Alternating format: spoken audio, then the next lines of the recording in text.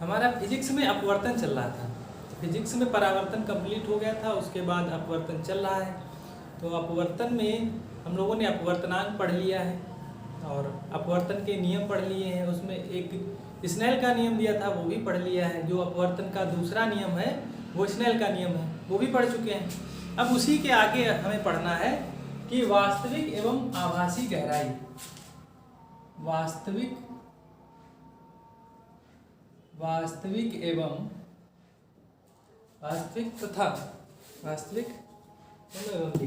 वास्तविक एवं आभासी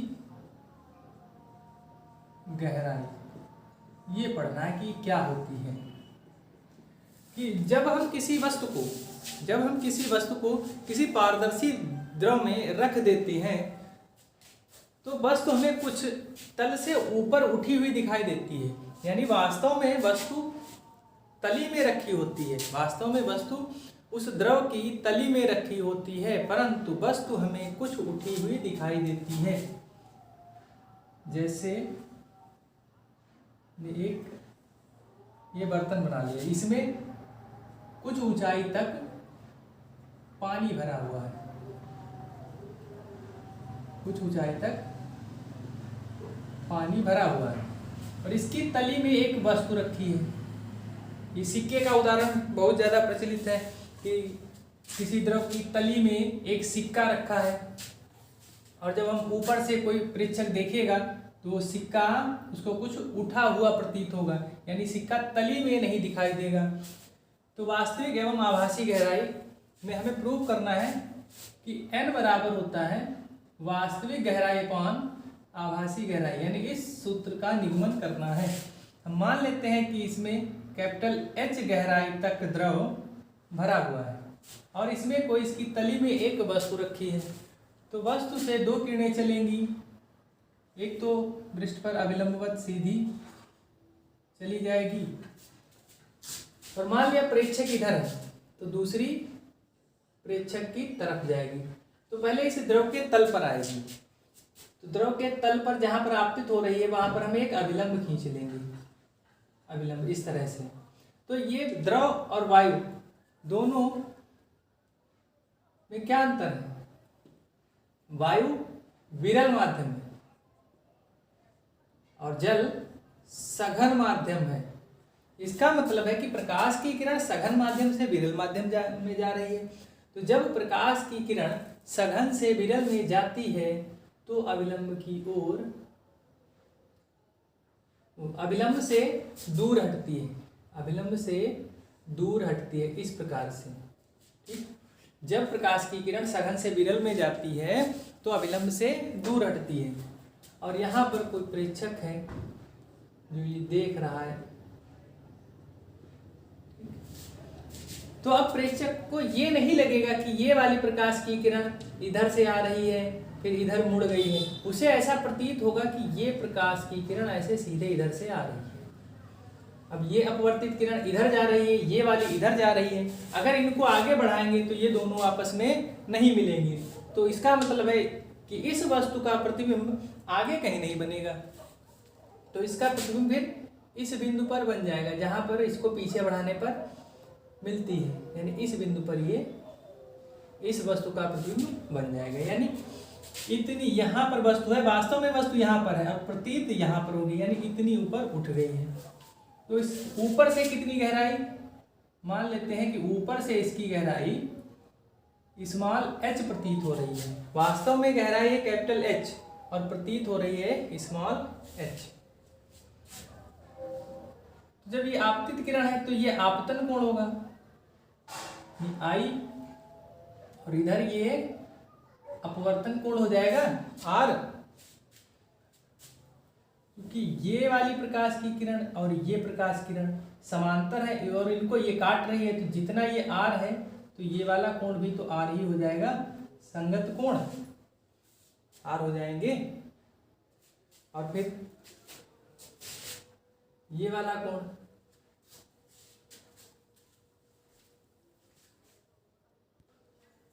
तो जब ये वाला कोण I है, अब यहां से देखो ये वाली प्रकाश किरण और ये समांतर है और ये इन दोनों को काट रही है, तो यहाँ पर इस तरह से,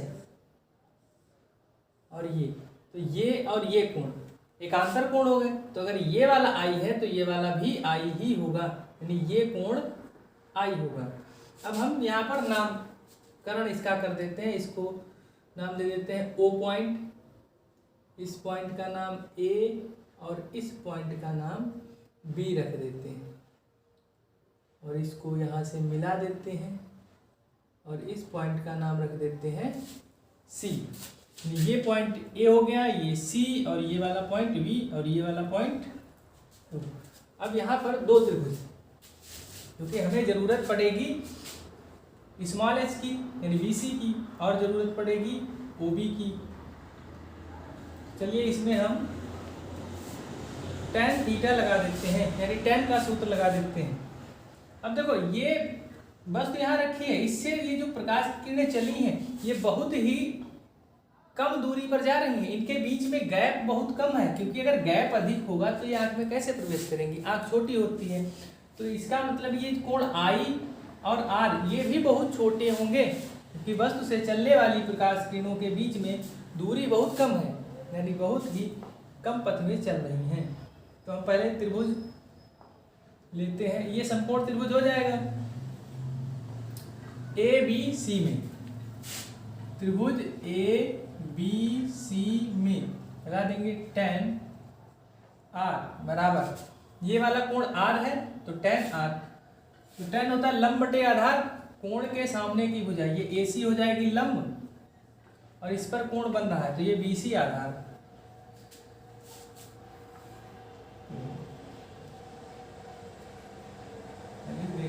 tan R बराबर AC बटी BC, ये जो B से C तक दूरी है इसको स्मॉल h मान लिया है, इसको स्मॉल h।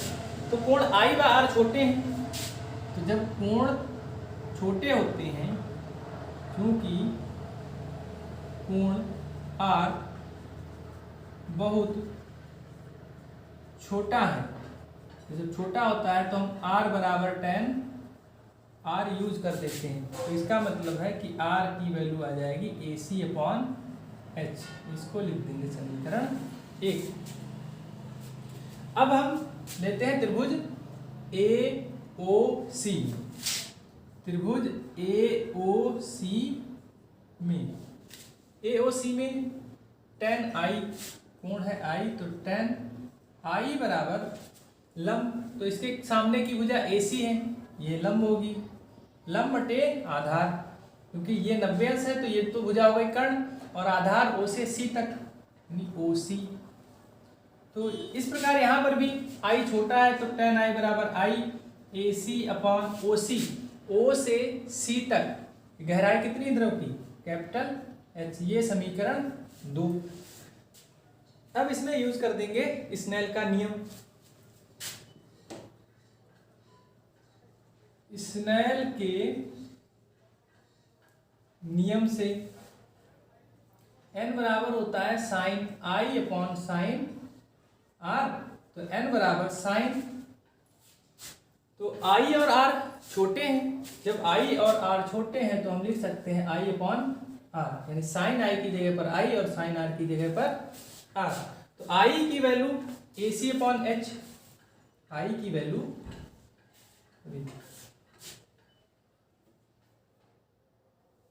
प्रकाश की किरण विरल से सघन में जा रही है, ठीक, तो sine I upon sine R, I अपॉन R। अब यहाँ पर ये जो अपवर्तनांक हो गया है ये हो गया है सघन के सापेक्ष विरल का अपवर्तनांक, क्योंकि I कोण ऊपर लिखा है और I कोण बन रहा है सघन माध्यम में, लेकिन यहाँ पर जो अपवर्तनांक है वो होना चाहिए कि विरल के सापेक्ष सघन का, विरल के सापेक्ष सघन का। तो हम जानते हैं इसको हमें पलटना पड़ेगा, यानी हम इसको लिख देंगे, अगर हम इसको 1 मान लेते हैं और इसको 2, तो पहले के सापेक्ष दूसरे का, और इसको हम लिख सकते हैं दूसरे के सापेक्ष पहले का अपवर्तनांक। तो ये I की वैल्यू रख देते हैं, I की वैल्यू है AC upon H, AC upon H, और R की वैल्यू है AC अपॉन स्मॉल h, ए सी अपॉन स्मॉल एच। तो ए सी से ए सी हो जाएगा कैंसिल, तो ये स्मॉल एच ऊपर और कैपिटल एच नीचे, यानी ये दूसरे के सापेक्ष पहले का अपवर्तनांक, दूसरा है विरल, तो विरल के सापेक्ष सघन का। तो ये 1/2n1 लिखा है, तो इसको पलट देंगे तो ये ऊपर जाएगा 2n1 इक्वल, तो ये भी पलट जाएगा capital H upon small H, यानी ये होता है विरल माध्यम के सापेक्ष, विरल माध्यम के सापेक्ष सघन माध्यम का अपवर्तनांक। तो इस प्रकार ये प्रूफ हो गया। तो इसको हम यहाँ पर केवल n भी लिख सकते हैं, n बराबर लिख देंगे capital H upon small h, और ये अपवर्तनांक है विरल के सापेक्ष सघन माध्यम का अपवर्तनांक। तो इस प्रकार ये वास्तविक एवं आभासी गहराई में एक सूत्र का निगमन हो गया है। तो इसी प्रकार इस पर कई उदाहरण है, जैसे अगर किसी पारदर्शी द्रव में किसी पेंसिल को डुबा दिया जाए तो वो हमें थोड़ी सी तिरछी प्रतीत होती है, यानी टेढ़ी प्रतीत होती है। चलिए इसके बाद में कि कांच के गुटके द्वारा प्रकाश का अपवर्तन तथा पार्श्विक विस्थापन, पार्श्विक विस्थापन, ये कांच के गुटके द्वारा। तो इसको समझ लेते हैं कि ये है क्या। ये एक कांच का गुटका है और इस पर एक प्रकाश की किरण आपतित हो रही है, तो जिस बिंदु पर आपतित हो रही है उस पर एक अभिलंब खींच लेंगे। तो ये वायु है और ये कांच है, तो वायु के सापेक्ष कांच सघन माध्यम है, तो जब प्रकाश की किरण विरल से सघन में प्रवेश करती है तो अभिलंब की ओर झुक जाती है, अभिलंब की ओर झुकती हुई जाएगी, और ये कोण आपतन कोण I हो जाएगा और ये हो जाएगा अपवर्तन कोण R। तो इस पृष्ठ पर आपतित हुई है, यहाँ पर भी एक अभिलंब खींच लेंगे इस प्रकार से। अब ये सघन से विरल में जाएगी तो अभिलंब से दूर हटती हुई निकल जाएगी, अभिलंब से दूर हटती हुई निकल जाएगी। तो अगर ये R है तो यहाँ पर देखो ये वाली रेखा और ये अभिलंब समांतर है, तो ये R है तो ये वाला कोण भी R ही होगा। इसको नीचे बढ़ा लेते हैं, इस प्रकार से एक त्रिभुज कंप्लीट हो गया, और इसको इस अभिलंब को ऊपर से मिला देते हैं, तो इस प्रकार ये इधर एक त्रिभुज कंप्लीट हो गया। तो मान लेते हैं कि द्रव की गहराई h है, और द्रव कांच की मोटाई h या t मान लेते हैं, कांच की मोटाई हम t मान लेते हैं, यहाँ पर h नहीं, कांच की मोटाई मान ली हमने t। और प्रकाश की किरण को वास्तव में जाना किस मार्ग से चाहिए, अगर ये इस प्रकार से जा रही है तो इसको इसी मार्ग पर ऐसे सीधे चले जाना चाहिए, ये तो कोण R हो गया। लेकिन प्रकाश की किरण यहाँ पर आपतित हो रही है और जाना कहाँ चाहिए, इधर, तो यहाँ से एक लंब खींच लेंगे हम, यानी ये विस्थापन आ गया, इसको मान लेंगे d, कि जो विस्थापन है वो है d। प्रकाश किरण वास्तव में यहाँ पर जा रही है लेकिन जाना चाहे बिल्कुल सीधे, तो इतना विस्थापन आया है, यानी पार्श्विक विस्थापन हम ज्ञात कर लेंगे। तो हमें जरूरत पड़ेगी इसकी t की, ये r है, ये 90 अंश का हो जाएगा, लंबवत हो जाएगा, तो जब इसको लंब खींचा है तो ये भी 90 अंश का हो जाएगा। तो इस त्रिभुज में देखो हमें इसकी जरूरत है और इसकी, तो ये वाली भुजा हो गई आधार और ये वाली भुजा हो गई कर्ण, तो आधार और कर्ण आते हैं कॉस के सूत्र में, तो हम यहाँ पर नाम लिख देते हैं A, इसका नाम B और इसका नाम C। त्रिभुज ABC में, त्रिभुज ABC में कॉस R आधार बटे कर्ण, यानी BC बटे कर्ण AC, BC बटे AC, cos R equal BC, ये मोटाई हो जाएगी T अपॉन AC, ये कॉस R की वैल्यू आ गई। अब आ जाओ इस त्रिभुज में, ए सी, इसको कैपिटल डी लिख देते हैं, त्रिभुज ए सी डी में। इसमें हमें जरूरत होगी इसकी और विस्थापन की। तो ये कोण कितना होगा, ये वाला कोण, इसकी बात कर लेते हैं। ये विचलन कोण हो गया। अब ये कोण इसके और इसके बीच में बनना है, इसके और इसके बीच में। और अगर ये इसके और इसके बीच में है, तो अगर इस पूरे कोण की बात की जाए, ये पूरा कोण इस आई के बराबर हो जाएगा। ये पूरा कोण आई के बराबर हो जाएगा। अगर हम इसको थीटा मान ले तो आर प्लस थीटा, जो आर प्लस थीटा है वो आई के बराबर हो जाएगा। ये वाला पूरा कोण इस आई के बराबर, हमें चाहिए सिर्फ थीटा, तो थीटा बराबर हो जाएगा आई माइनस आर, यानी ये वाला कोण हो जाएगा आई माइनस आर। तो ये कोण है, इसके सामने की भुजा ये लंब हो गई और ये कर्ण होगी। तो हम लगा देंगे सूत्र, त्रिभुज ए सी डी में लंब और कर्ण आता है साइन में। साइन कोण i minus r, i minus r, लंब है ए डी बटे कर्ण ए सी, ये वाली भुजा कर्ण होगी। तो sine I minus R equal A D, A D की value small D upon A C, A C को ऐसे ही लिखा रहने देंगे।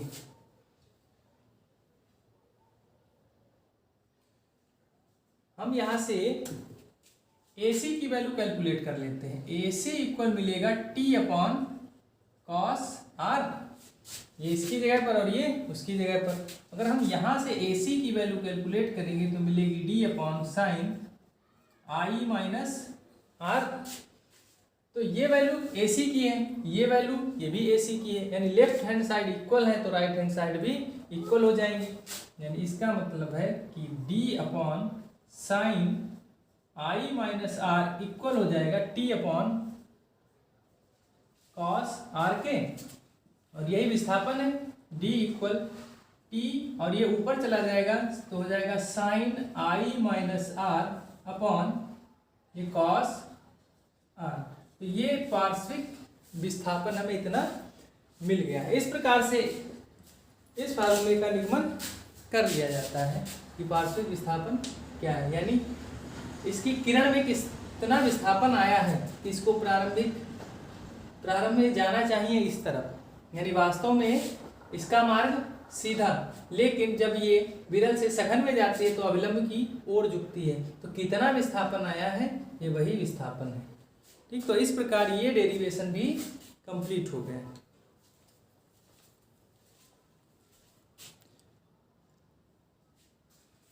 एक मिनट, ये नीचे का इसमें दिख नहीं रहा है, तो इसको हम यहां से ऊपर लिख रहे हैं, यानी d इक्वल ये t अपॉन कॉस आर, और ये ऊपर जाएगा साइन आई माइनस आर। तो ये निगमन हो गया, क्योंकि नीचे कॉस आर दिख नहीं रहा है।